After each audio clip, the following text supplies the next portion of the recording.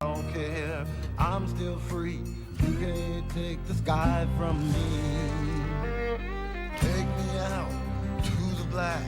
Tell them I ain't coming back. Burn the land and boil the sea. You can't take the sky from me.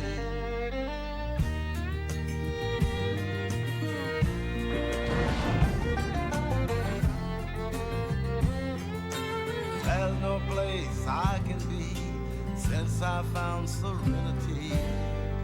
But you can't take the sky from me. We were fighting a battle from the get-go. Stars Adam Baldwin, Gina Torres, Sean Marr, Alan Tudyk and Summer Glau, as well as exec producer Tim Minear and former Fox boss Gail Berman, reflect on the Joss Whedon underdog 15 years after its premiere. It was the unlikeliest of invitations. Writer-producer Tim Minear had gotten to know fellow TV wunderkind Joss Whedon while working his Buffy the Vampire Slayer spin-off, Angel, and one day in 2001, Whedon approached him with what had to be one of the stranger requests he'd ever had. He told me, "I have a spaceship and I want you to come and play in it," recalls Minear, who now runs FX Anthology's American Horror Story and Feud. That craft turned out to be a pilot Whedon had written called Firefly, which he saw as a TV twofer. Part space opera and part western. Whedon was a fan of the John Wayne film Stagecoach, about a group of strangers traveling together in the Old West, and this new show was to be a nod to that 1939 movie. Meanwhile, a former executive producer on Angel as well as Buffy, Gail Berman, was the head of entertainment at the Fox Broadcasting Company. And she was very eager to get whatever he wanted to do next on the air as soon as possible. "I wanted him on the network," recalls Berman, now president and CEO of production company The Jackal Group. "I remember going to the Buffy offices to talk to him about that. He said he'd think about it, and not too long after that, I went back and he gave me this fully fleshed out idea to consider. I was surprised that it was a space show. I didn't think that's where he was headed, but I also thought, wherever Joss is going is where I want to go." Where he went was a sci-fi series that took off Friday night, September 20th, 2002, on Fox. And then crash-landed in less than a season. Despite being on the air for such a short time, Firefly has become a cult phenomenon that only seems to get more popular as the years go by.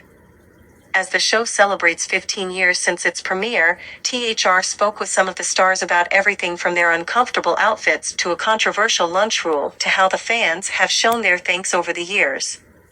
In the beginning. Minear.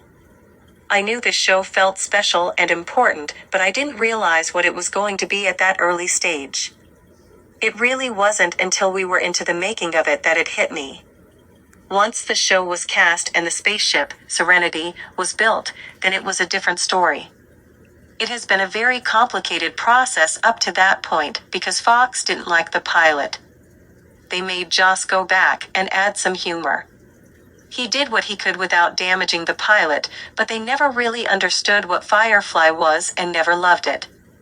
This was all happening right before the 2002 upfronts, and the network was trying to decide if it was going to go for another season of their sci-fi show Dark Angel or pick up this Joss Whedon space show. They couldn't see in their head what an hour of the show would look like and told us they weren't sure we'd get a pickup. Joss and I said we'd write a first episode over that weekend before the announcements, and they said okay. Then we asked ourselves, are we crazy? Can we do this in 2 days? But we spent 2 days at Joss' Mutant Enemy office, where we broke the story and each wrote half of the episode. And by Monday morning, we had written the train job episode, which was written as the show's second episode, but aired as the pilot September 20th, 2002, and the network liked it. And we got picked up. Don't care, I'm still free. You can't take the sky from me. Take me out to the black. Tell them I ain't coming back. Burn the land and boil the sea. You can't take the sky from me.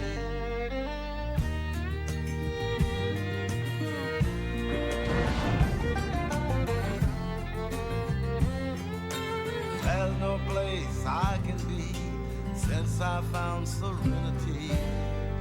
But you can't take the sky from me.